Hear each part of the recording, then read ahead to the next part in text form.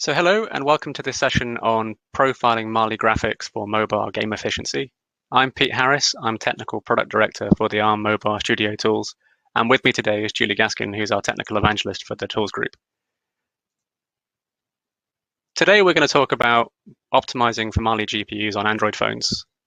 We're going to talk a bit about the theory behind that and what that means, the optimization opportunities that you're looking for, and then Julie's going to talk you through using Performance Advisor, which is one of our new tools that you can use to automate performance analysis inside continuous integration systems. This is a typical mobile phone board, and the heart of this is a set of package-on-package silicon dies.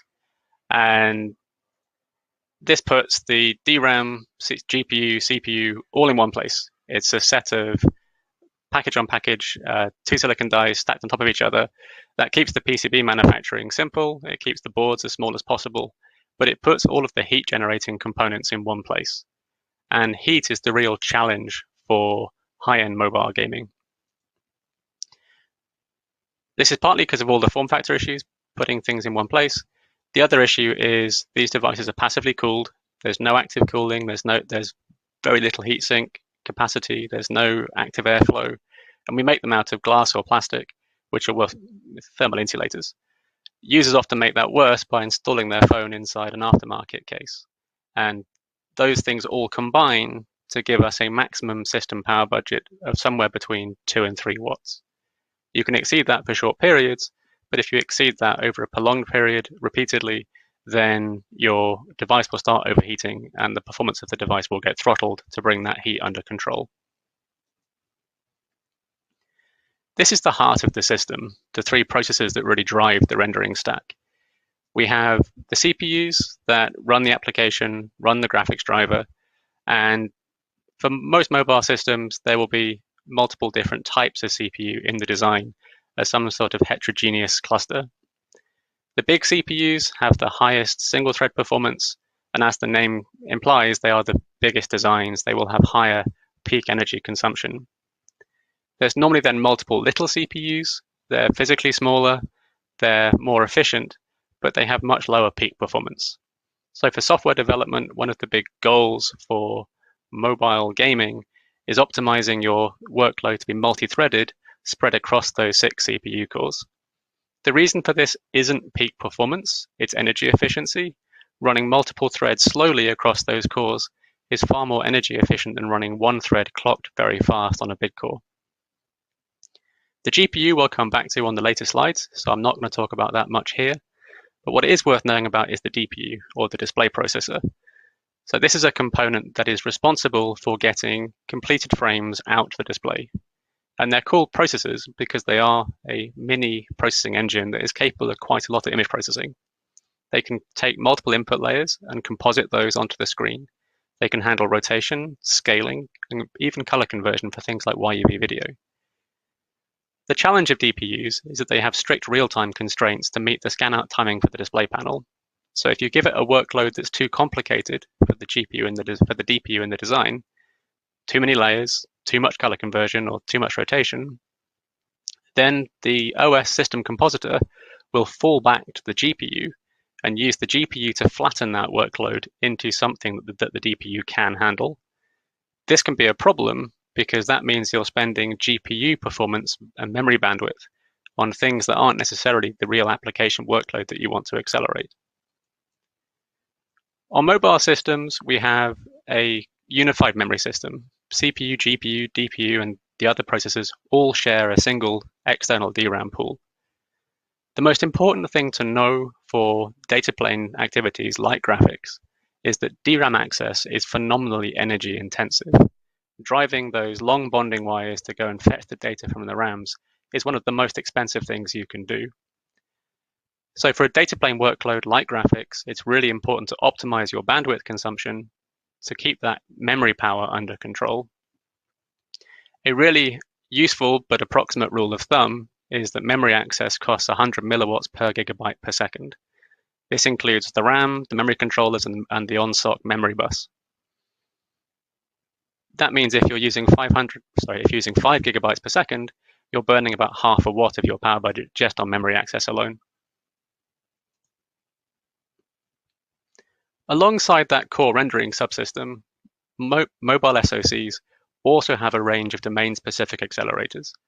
The cellular modem for voice and data, a video encode and decode unit for video compression, an ISP for turning raw camera images into something pretty to look at, and increasingly MPUs for machine learning, GPS, DSPs, and so on for other kinds of acceleration.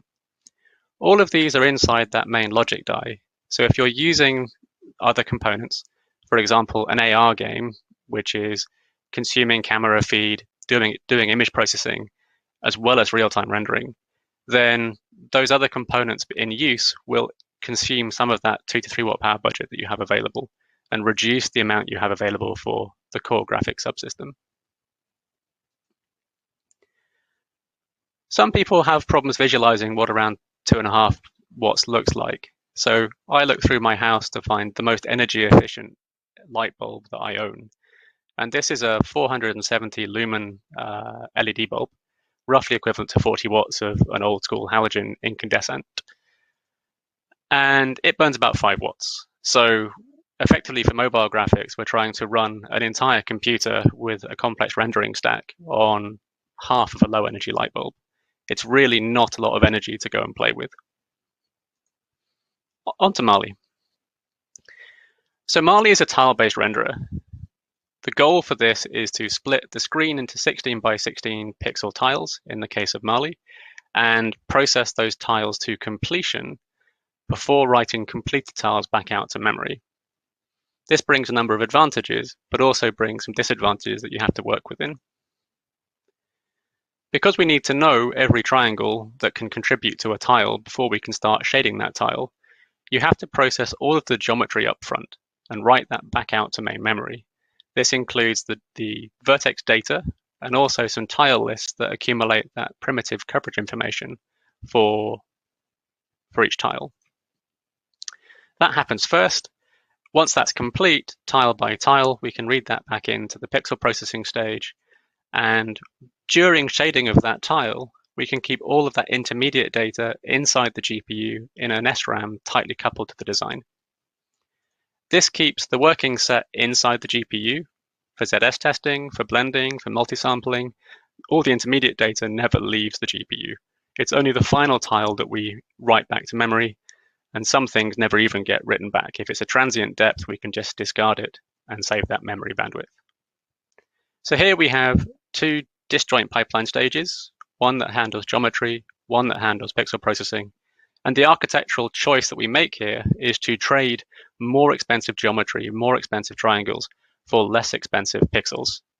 By keeping all of that working set inside the GPU while pixel processing happens, we can keep that as cheap as possible. And for most mobile content, we have high resolution screens, relatively simple geometry, so it's a really good trade-off to make. This does have some knock-on impacts for the application. One of the goals of GPUs having a rendering pipeline is that we can process workloads in parallel as things move through the different processing stages. And parallelism is really important for energy efficiency.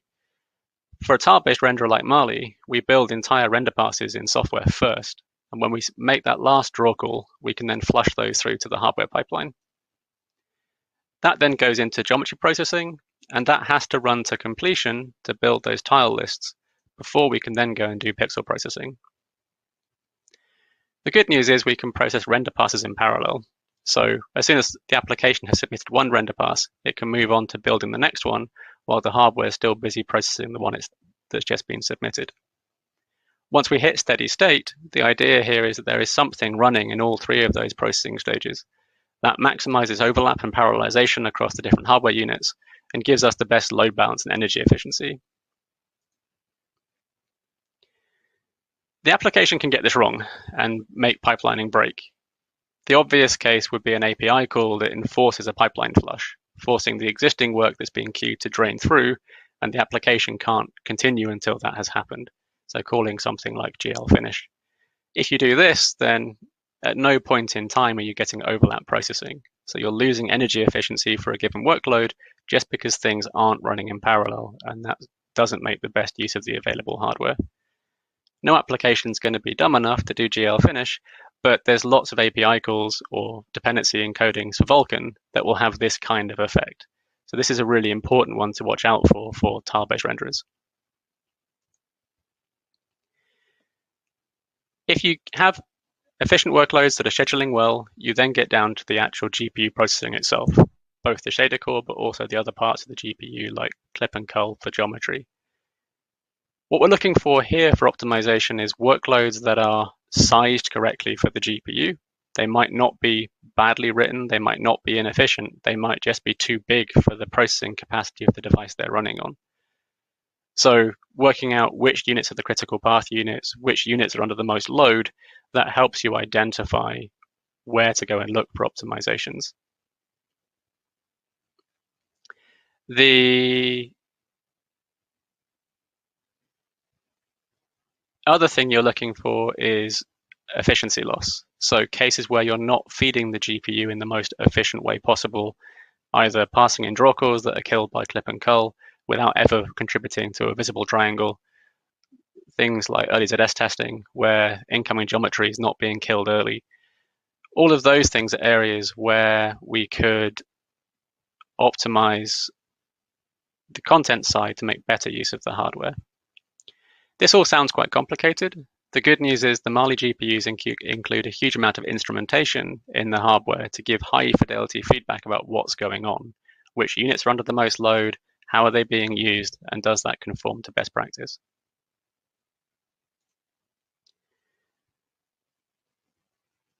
So in summary, when we're looking at optimizing and profiling for mobile graphics, the first thing to look at is the system behavior.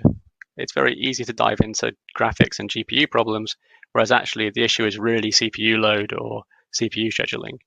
So looking at the whole system behavior, CPU, GPU, display, and so on, and working out actually where's the bottleneck coming in. Is it a throughput problem? Is it a scheduling problem? Is it just software load? If it is a graphics problem and you're GPU heavy, the next thing to look at is that scheduling behavior.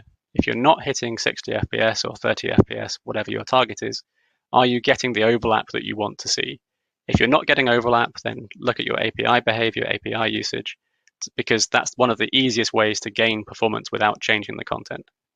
If that's looking healthy, then you're on to looking at the content behaviors itself. Is the content efficient? Is it using the GPU the best way it can? And is that something where we could change the assets for the game to try and gain performance, simplifying the assets or making them fit the GPU architecture better? I'm now going to hand over to Julie, who's going to talk to you about Performance Advisor. Thanks, Pete. Hi, everyone. I'd like to introduce you to our Android profiling workflow and show you how to use Performance Advisor to evaluate game performance. Performance Advisor is part of Arm Mobile Studio, our free-to-download performance analysis tool suite. It can quickly identify problems in your game that might cause it to run slowly, overheat the device, or drain the battery.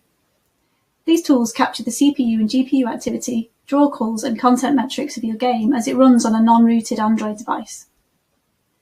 Streamline provides a comprehensive performance profile of your game to show you exactly how the CPU and GPU workloads are handled by the device. It enables you to deep dive into problem areas by visualizing all the performance counter data from the CPU, GPU, and the memory system. Performance Advisor takes this captured data from Streamline and transforms it into an easy-to-read report with a summary of overall performance, key measures of CPU, GPU, memory, and content activity, and also gives you advice on where you could make optimizations in your game. Also available in the suite is Graphics Analyzer, which enables you to capture all the OpenGLES and Vulkan API calls and inspect exactly what happened during a problematic scene, and Mali Offline Compiler, which lets you test how your shader programs would perform on any of the available Mali GPUs. Performance Advisor provides the easiest path to begin the analysis workflow, and it can be used by your whole team on a regular basis to spot trends and diagnose problems early in the development cycle when you're best placed to do something about it. Designed to be consumable by non-experts, Performance Advisor reports contain easy-to-read interactive charts showing how the FPS changes over time and where the device might be struggling to process CPU or GPU workloads. You can capture images of slow frames so you can see what was happening on the screen when the frame rate dropped. If you can correlate those frame rate drops with peaks in the CPU, GPU, or content activity, you can prioritize those areas for optimization. If you want to separately evaluate how different parts of the game performed, for example, loading screens, menu selection, different levels, or gameplay scenarios, you can annotate those regions in your game so that Performance Advisor can report data for them independently. A professional edition of Mobile Studio also provides a scalable solution so that you can build Performance Advisor into a continuous integration workflow to automatically generate nightly reports from multiple devices that your team can then evaluate every morning. You can also push the data in machine-readable JSON format to any database and visualization platform to monitor performance over time. How your game performs on different Android devices can vary widely because they use different chipsets and have GPUs based on different Mali architectures. You might find that your game runs well on the latest smartphones but struggles to perform on a lower spec but more widely used device. Because they have different performance expectations, it's a good idea to set your own performance budgets for each device. If you know the top frequency for the GPU in the device and you have a target frame rate, you can calculate the absolute limit of GPU cost per frame. For example, if we want to achieve a target frame rate of 30 FPS, and we know that the GPU in the device has a top frequency of 940 MHz, then this device can handle no more than 31 million GPU cycles per frame. This is the absolute maximum number, so in reality, it's safer to target a lower number than this, say around 28 million. If the GPU workload in the game demands more than this number for a noticeable length of time, players could experience slowness during gameplay.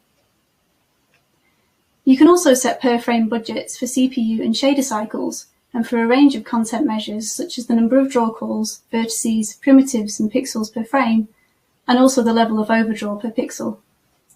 When you generate a report with Performance Advisor, you can pass in these performance budgets, which are then shown in the charts, so you can easily see if you've broken one. We recently ran some performance testing using Graphics Bench's popular test application, Manhattan, running on a mid-range smartphone. This 30-second application emulates intensive game-like graphics, featuring a nighttime battle in New York between a giant robot and some military helicopters. The 3D parts of the rendering pipeline for this scene use deferred lighting, with material data accumulated into a 128-bit per pixel G buffer before dynamic lighting is resolved in a second pass. Lighting is provided by a mixture of point light sources for world lighting and volumetric ray march spotlights for the helicopters. A multi-stage post-processing pipeline provides light bloom and depth of field before a final tone map composite. Let's take a look at the information Performance Advisor reported about this application.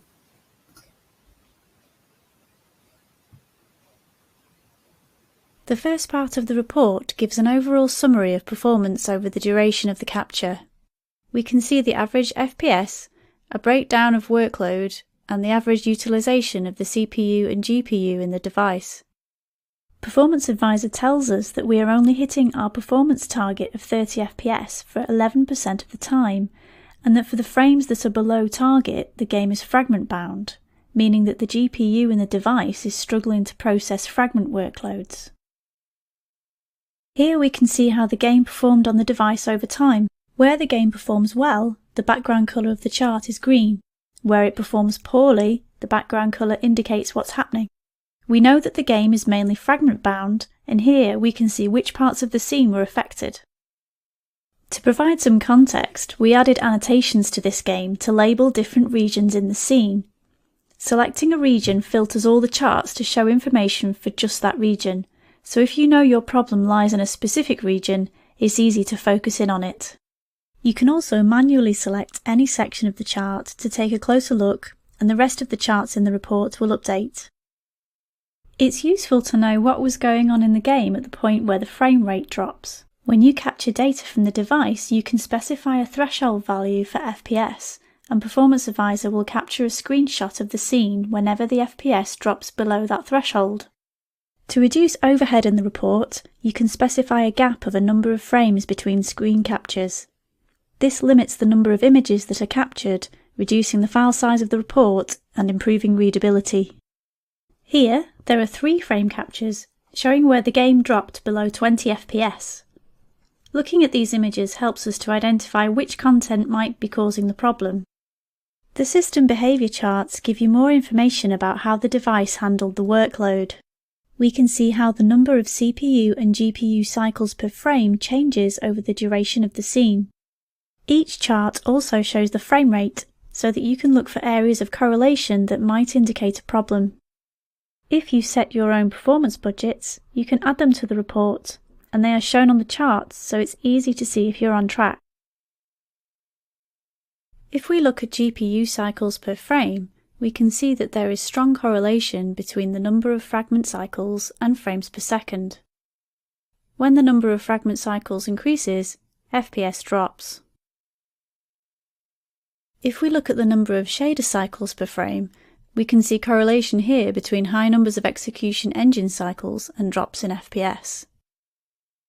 Performance Advisor tells us that the GPU is busy with arithmetic operations and that our shaders could be too complex. From here, we can click through to read optimization advice about how to reduce shader complexity to improve their performance. Further charts show the properties of your content and how it was processed by the GPU. We can see the number of draw calls, vertices, primitives and pixels that were processed per frame, shown alongside the FPS and our content budgets.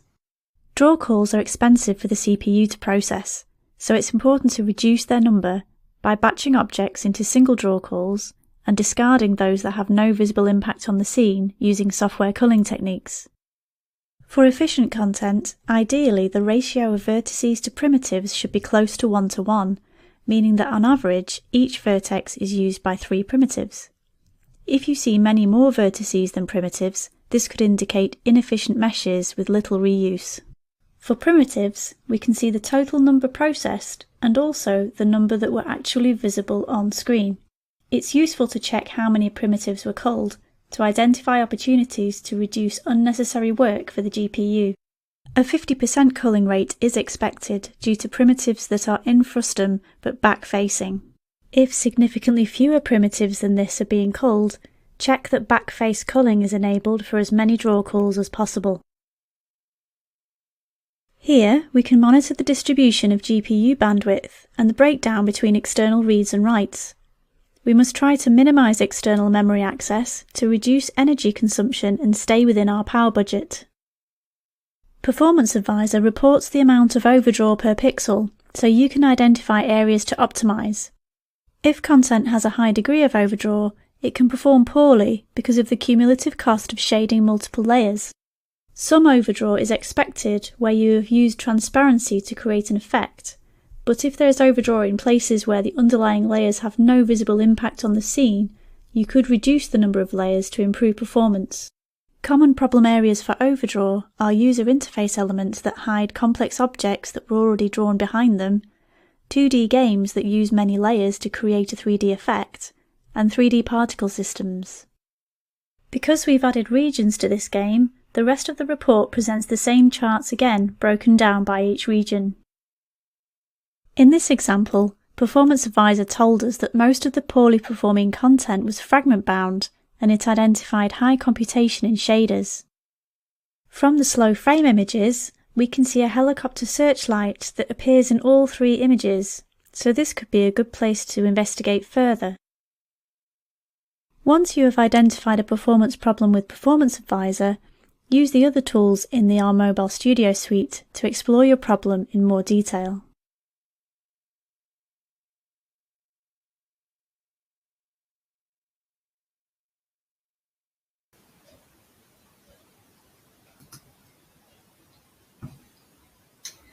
Performance Advisor provides the initial triage step in your game analysis workflow.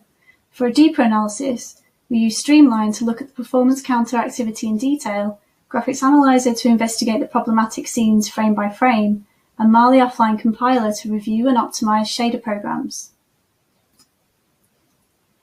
Because the frame numbers for the slow frames are reported in Performance Advisor, we can focus the deep dive efforts on those specific problem areas. We know that the helicopter with the searchlight was present in each of the slow frame captures, and Performance Advisor told us that we had high number of execution engine cycles caused by arithmetic-heavy shaders. In Streamline, we can find the problem frames easily, as the tool adds a marker where the slow frame images were captured. Here, we can analyse the performance counter activity to discover more about what's happening at this point in the game.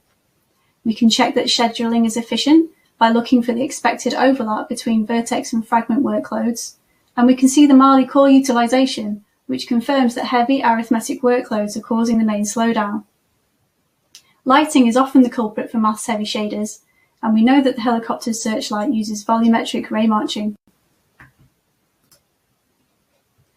We could also take a graphics API trace with Graphics Analyzer to view the draw calls alongside the frame buffer output and geometry. We can evaluate the impact of each draw call to check whether the size and complexity of objects on screen is appropriate. We get stats for overdraw, and we can locate the most expensive shaders and where they are used in the scene. In this example, the shader for the helicopter searchlight seems to be causing the overhead. So if this was a real game, the next course of action would be to reanalyze the game with the ray march lighting disabled to validate that that really was the cause. If the frame rate no longer drops, then we know we must optimize this shader. Mali Offline Compiler can provide further insight into the resources used by the shader and its properties, giving you some clear actions for your development team. You can find out more about ARM Mobile Studio and download it for free from the ARM developer website. In addition to tools, ARM publishes a wealth of content to support graphics developers, including a set of best practices for Mali GPUs to help you develop more performant graphics. Visit our graphics and solutions space, where you can find guidelines for technical artists, including best practices for lighting and textures, as well as specific guidelines for Unity developers. That's all from us. Thank you so much for listening.